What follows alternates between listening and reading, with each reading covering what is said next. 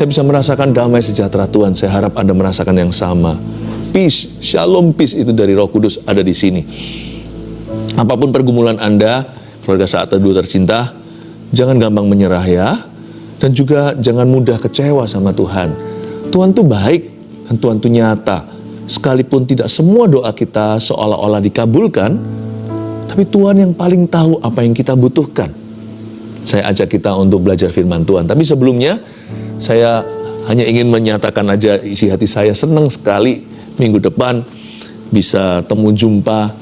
Jadi Saat Teduhnya akan ada di rooftop seperti yang sudah diumumkan sebelumnya. Di rooftop gereja di Surabaya GMS rooftop ya. Saya nggak sabar untuk bertemu dengan Anda yang akan datang onsite dan yang online. Tetap kita bertemu dalam hadirat Allah. Mari kita sama-sama membuka firman Tuhan. 2 Samuel 12 beri judul Jika Doa Tidak Mempan. Ya, jika doa tidak mempan, betul judulnya.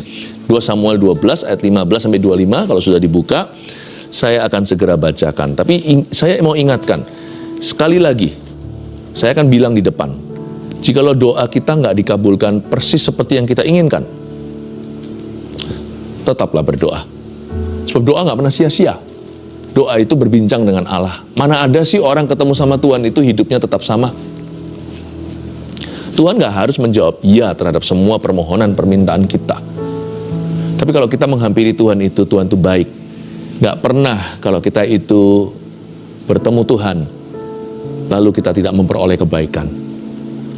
Saya ingin kita semua mengerti, kalau doa seolah-olah sia-sia, terasa sepertinya kapan dia datang jawabannya. Kalau doa kita itu tidak kunjung melihat titik terang, tetaplah berdoa. Keep on praying. Ada sebuah kejadian yang di 2 Samuel sebentar saya baca. Daud punya doa ditolak sama Tuhan. Tapi jangan kira Tuhan menolak Daud. Tuhan kasih dia berkat yang lain. Kita baca dulu ya ceritanya ayat 15 begini. Kemudian pergilah Natan ke rumahnya. Natan ini seorang nabi. Dan Tuhan menulahi anak yang dilahirkan bekas istri Uria bagi Daud sehingga sakit. Dengan sangat jelas di ayat 15, Tuhan di depan langsung terang-terangan menulahi anak yang dilahirkan. Dilahirkan siapa? Bekas istri Uria, mengingatkan Daud akan dosanya. Bahwa ada perkara tertentu Tuhan tidak restu. Dan ini bekas istri orang diambil alias dirampas.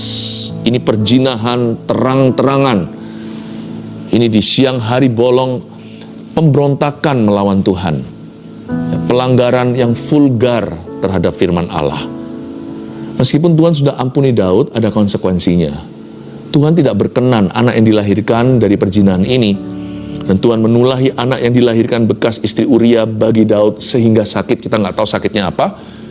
Tapi yang pasti sakit keras, karena 7 hari kemudian bayi ini mati. Sedih sekali, very sad story.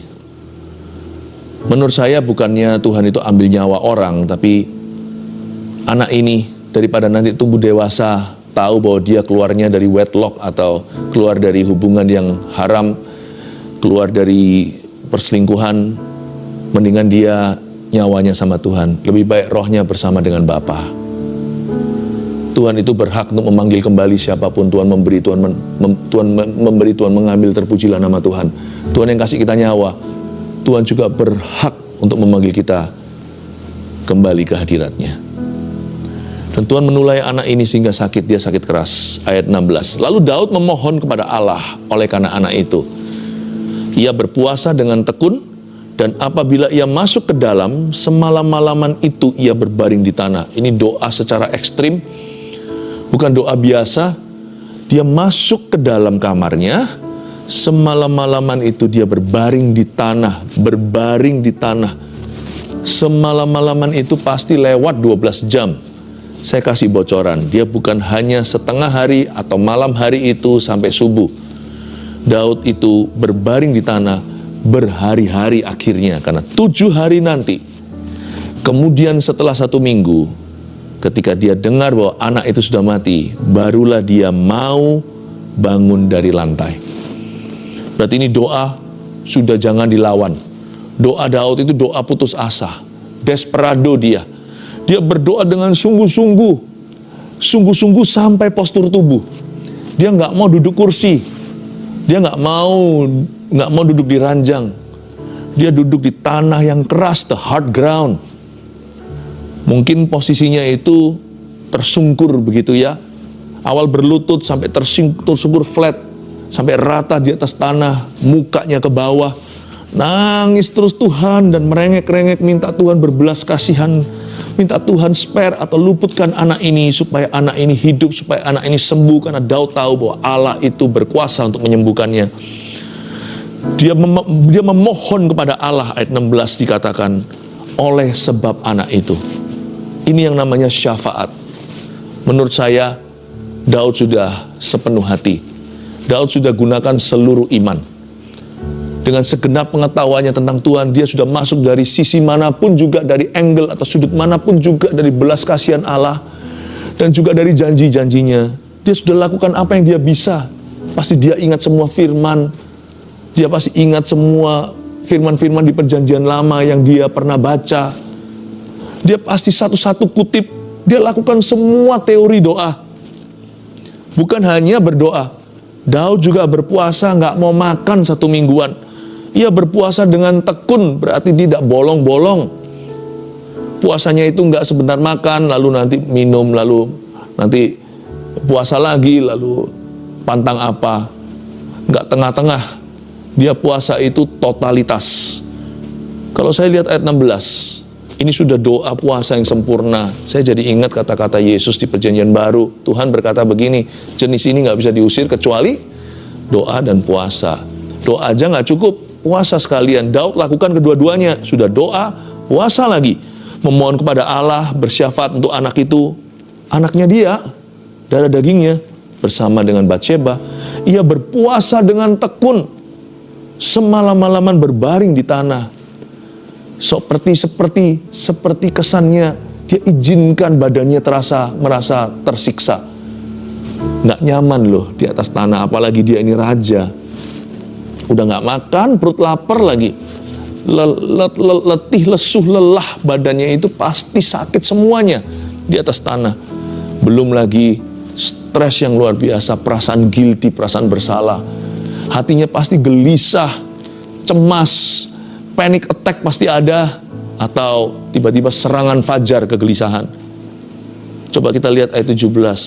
Maka datanglah kepadanya para tua-tua yang di rumahnya untuk meminta ia bangun dari lantai.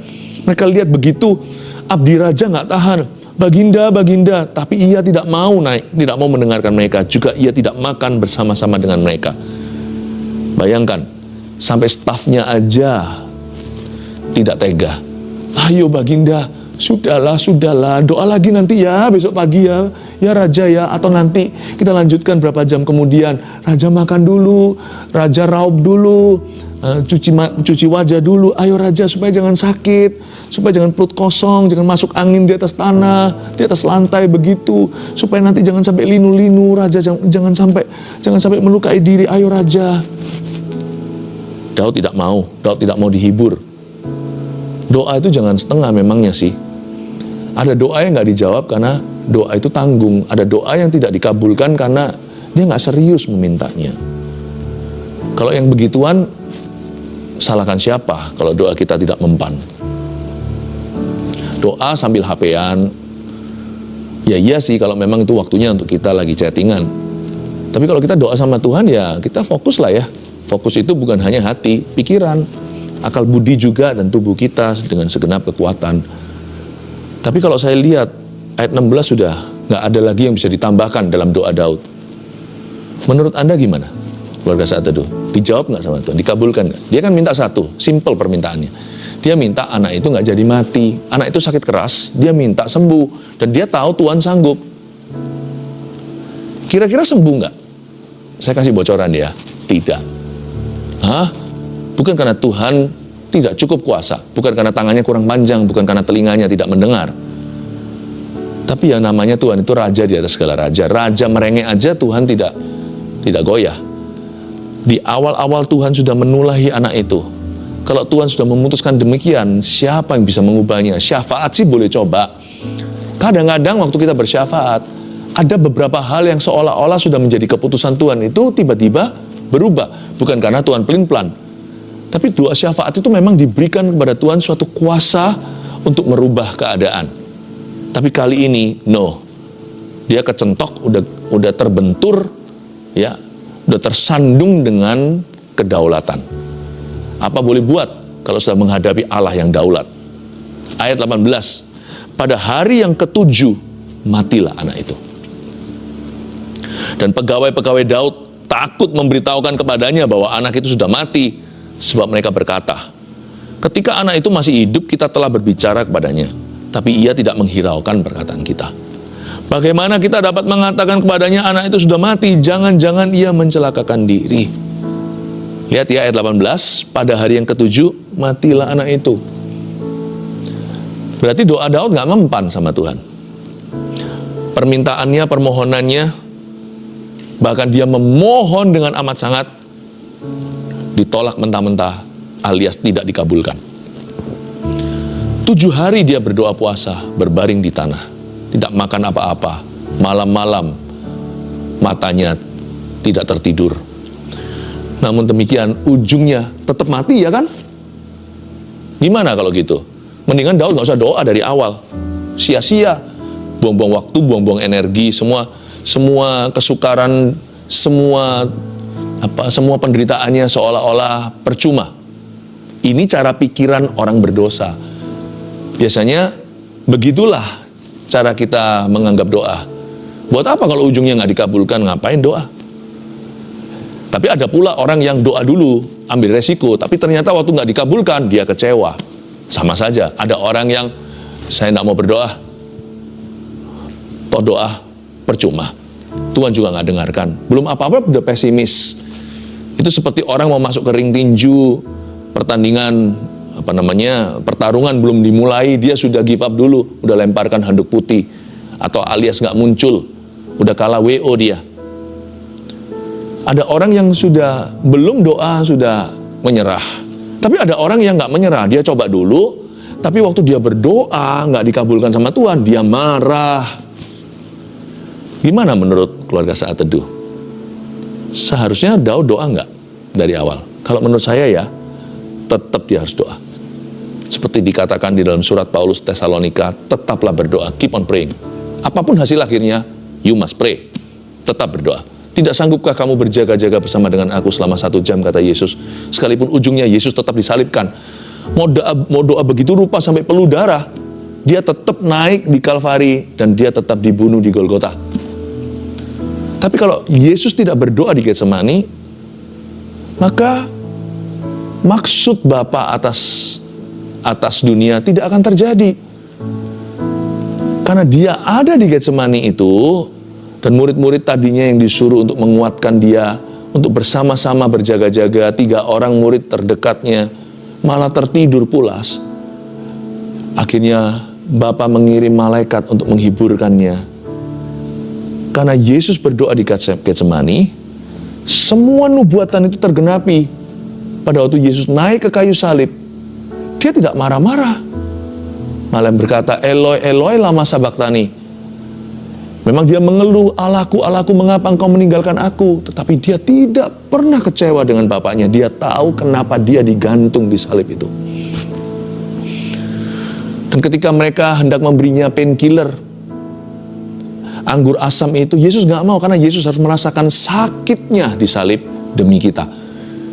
Kalau sampai Yesus meminum itu, Yesus berarti tidak fair. Berarti Tuhan tidak bisa menjadi Mesias penebus kita. Nanti kalau kita doa suatu hari, Yesus tidak bisa turut merasakan sakit kita dan penderitaan kita serta penolakan. Yesus mendapatkan kekuatan yang supranatural untuk berkata, Bapa, ampuni mereka, mereka tidak tahu apa yang mereka perbuat. Bukannya di atas kayu salib itu, Yesus berkata, awas ya. Semua itu pada waktu Yesus berdoa, maka Yesus menang atas pencobaan. Bayangkan kalau Yesus tidak berdoa. Maka bisa jadi, kata Yesus berkata begini sama murid-muridnya, berdoalah karena Roh itu penurut, daging itu lemah. Jangan sampai daging itu yang berkuasa. Itulah sebabnya Tuhan Yesus bisa membantu kita dalam pencobaan kedagingan kita, karena Tuhan Yesus dicobai dalam segala perkara, dia menang.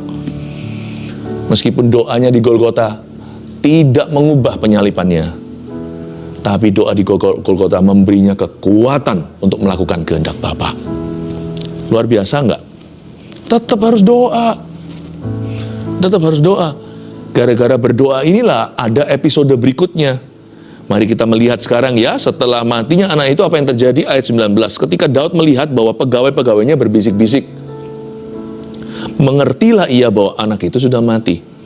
Lalu Daud bertanya kepada pegawai-pegawainya, sudah matikah anak itu? Jawab mereka, wah saya bisa merasakan satu kata ini dengan bergetar. Sudah. Karena mereka kan takut. Anak belum mati tadi, makan minum gak mau. Sekarang sudah mati, jangan-jangan dia bunuh diri. Tapi Daud itu bagus ya, punya kabinet yang sangat cinta sama dia. Bukan hanya loyal, bukan hanya takut, bukan hanya segan, tapi mengasihinya. Mereka tidak ingin Daud apa-apakan dirinya. Sudah matikah anak itu? Jawab mereka, sudah. Lalu ayat 20, Daud bangun dari lantai. Dari mana kekuatan itu? Ini hari perkabungannya. Hari pergabungan baru dimulai. Lalu Daud bangun dari lantai, ia mandi dan berurap dan bertukar pakaian. Ia masuk ke dalam rumah Tuhan dan sujud menyembah. Sesudah itu pulanglah ia ke rumahnya, dan atas permintaannya dihidangkan kepadanya roti lalu ia makan. Ini bukan perayaan. Jangan lupa 7 hari 7 malam dia tidak makan. Maka dia sekarang minta roti, makanan sederhana. Bukan minta wagyu, bukan minta disembelihkan sapi lembu. Dia makan. Tapi dari mana kekuatannya untuk makan? Orang yang ditinggal mati oleh seseorang yang dia cinta. Apalagi kalau orang itu merasa guilty terhadap orang itu, merasa bersalah. Apalagi darah daging sendiri. Bayangkan, dari mana kekuatannya punya nafsu makan atau punya selera untuk makan dan untuk jaga kesehatan? Kok tidak dihinggapi roh depresi sekalian? Atau sampai roh bunuh diri? Dari mana kekuatannya Daud bisa bangun dari lantai? David got up. Dan ia mandi serta berurap. Lalu dia masuk ke dalam rumah Tuhan. Gak hanya bangkit berdiri. Sebelum dia makan. Ingat ya. Sebelumnya, sesudah itu baru dia pulang untuk makan. Tapi sebelumnya dia baru bangun dari lantai. Gak langsung cari roti. Dia masuk ke dalam rumah Tuhan dan sujud menyembah kepada Allahnya. Kerohaniannya kok bisa begitu ya? Sedangkan kita ini kalau sudah pernah bersalah aja sulitnya kembali ke Tuhan. Itu bukan karena Tuhan gak mau terima kita, tapi kita itu malu menghadap. Daud ini kan pernah salah sama Batsheba. Ini semua dalam konteks perzinahannya dengan Batsheba, bekas istri Uria itu. Dia diampuni. Kok bisa yakin pengampunan Allah? Kok bisa dia bangun dari lantai dengan begitu mudah? Lalu bisa menyembah Tuhan. Kok berani setor wajah? Dari mana rasa amannya pada Tuhan? Rasa percaya. Sekalipun Tuhan menghukum saya, dia tetap mengasihi saya dan dia masih punya rencana. Kalau kita jadi Daud mungkin sudah kepahitan. Meskipun kita tahu kita salah, ya sudah tinggalkan Tuhan sekalian. Bye-bye Tuhan. Sudah bersalah ya sekalian lah. Nasi udah jadi bubur. Teruskan. Aku ini sudah kotor. Ya sudah. Biar saya cebur sekalian ke dalam lumpur. Daud tidak. Dia punya kuasa berbalik. Dia punya kuasa kembali. Punya kuasa kebangkitan. Bisa bangkit dari situasi. Dan bangkit dari perasaan guilty. Perasaan kotor, perasaan tertuduh. Terus saya yakin semua setan satu neraka itu tuduh nenek moyang Kristus ini. Dia bisa bangun dari lantainya. Tidak gagah karena dia pernah bersalah. Tapi dia bangun dari lantainya. Dia berkata, sekalipun Tuhan barusan menghukum aku, hari ini hukuman mulai dijalankan. Aku harus berkabung untuk anak yang innocent itu atau yang tidak bersalah itu. Ini salahku. Tapi aku akan menghampiri Allahku. Dan aku akan mencintai dia. Dia tidak minta ampun lagi karena dia sudah pernah minta maaf. Dia datang sujud menyembah, mencium kakinya. Aku akan datang mengasihinya. Dan aku akan minta kepadanya untuk memberiku plan B atau rencana B-nya jikalau rencana A sudah hangus di hadapannya. Dari mana kekuatan iman itu? Bahwa aku akan tetap berjalan di negeri orang hidup bersama dengan Tuhanku. Tuhanku ngamuk memang, marah murka soal ini. Tapi Tuhan, aku tahu, sebab aku tahu bukan karena orang beritahu. Aku tahu, aku mengerti, aku tahu dari hati bahwa Allahku masih akan memberikan kepadaku masa depan penuh pengharapan. Dan bahkan rencananya hari ini atasku adalah damai sejahtera. Saya kagum kekuatannya. Kekuatannya bukan dari roti. Di ayat 20 terakhir baru dia makan. Sebelumnya dia menyembah dulu. Sebelum menyembah tentunya harus bangun dari lantai terlebih dahulu. Menurut saya semua kekuatan tadi itu yang saya sebutkan barusan dari doanya, dari puasanya. Memang doa tidak memperoleh apa yang dia inginkan. Tapi gara-gara doanya itu dia memperoleh kekuatan yang supranatural untuk menghadapi situasi ini dan sanggup untuk move on, untuk bisa melanjutkan kehidupannya. Doalah yang memberikan kepada kita otot-otot rohani untuk melangkah satu langkah lagi, padahal kita sudah nggak sanggup lagi secara manusiawi. Tapi kita masih bisa melangkah satu langkah, dua langkah, dan masuk lagi ke dalam rencana Allah yang sempurna. Saya merinding ngomong begini. How powerful prayer is. Tapi doa seringkali disalahpahami, salah mengerti. Doa itu asosiasinya hanyalah pengabulan. Kenapa doa juga tidak asosiasikan dengan penguatan dan pemahaman yang baru dari Tuhan? Berkatalah pegawai-pegawainya kepadanya, ayat 21, apakah artinya hal yang kau perbuat ini? Pegawai-pegawainya semuanya bingung karena mereka nggak doa. Mereka hanya nonton saja. Makanya Daud mengerti, sedangkan pegawai-pegawainya bingung semua. Daud punya perspektif ilahi, pegawai-pegawainya semuanya gigi jari. Apa maksudnya ini? Oleh karena anak yang masih hidup itu, engkau berpuasa dan menangis. Tetapi sesudah anak itu mati, engkau bangun dan makan. Jawabnya, kata Daud, lihat ya perspektif Allah. Selagi anak itu hidup, aku berpuasa dan menangis. Karena pikirku, wah logis sekali, realistis. Siapa tahu Tuhan mengasihani aku sehingga anak itu tetap hidup. Ini bukan berarti coba-coba Daud gunakan imannya. Tapi dia tahu imannya yang sempurna pun tidak bisa memanipulasi Allah. Allah yang punya hak bebas. Kata terakhir itu ada pada Tuhan. Tetapi sekarang ia sudah mati, ayat 23, mengapa aku harus berpuasa? Dapatkah aku mengembalikannya lagi? Wow, what a heart, hati yang luar biasa.